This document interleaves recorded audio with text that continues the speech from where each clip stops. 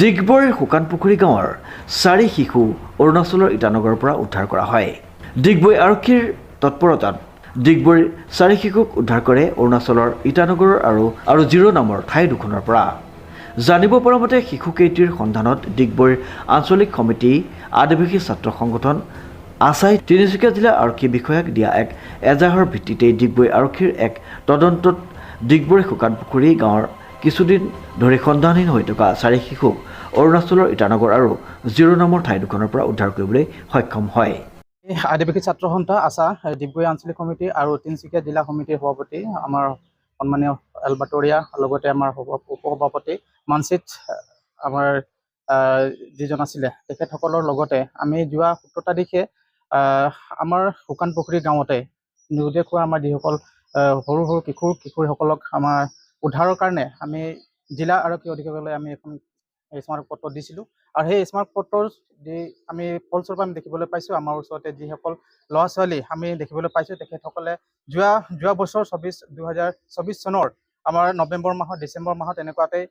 কোনোবা অজ্ঞাত স্থানত তেওঁবিলাকক কোনোবা মানৱ সৰবৰাহকাৰী ব্যক্তিসকলৰ লগত জড়িত হৈ তেখেতসকলে বিক্ৰী হোৱা আমি সন্দেহ পাইছিলোঁ আৰু তাৰ ক্ষেত্ৰত আমি আমাৰ স্থানীয় যিজন আমাৰ ডিগবৈ আৰক্ষী চকী লগতে আমাৰ জিলা আৰক্ষী অধীক্ষকলৈ আমি এই অনুৰোধ জনাইছিলোঁ আৰু সেই ফলস্বৰূপে আমালৈ যি আমাৰ ফল দেখিবলৈ পাইছোঁ তেখেতসকলক আমি সুন্দৰৰূপে উদ্ধাৰ কৰি আনি দিলে তেখেতসকলক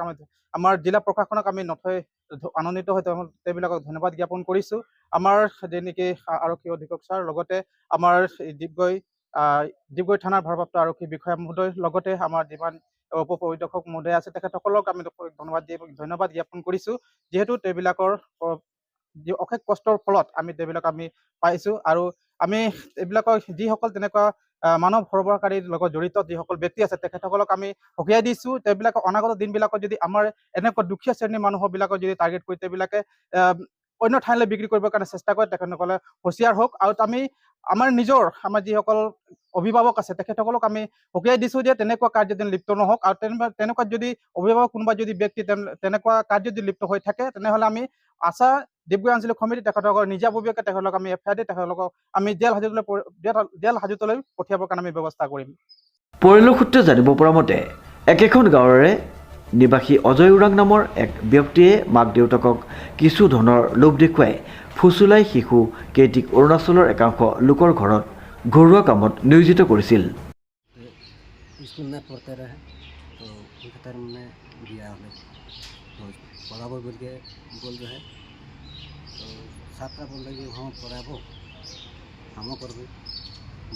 ডিগবৈ আৰক্ষীয়ে শিশুকেইটিক উদ্ধাৰ কৰি পৰিয়াল লোকক গতাই দিয়ে।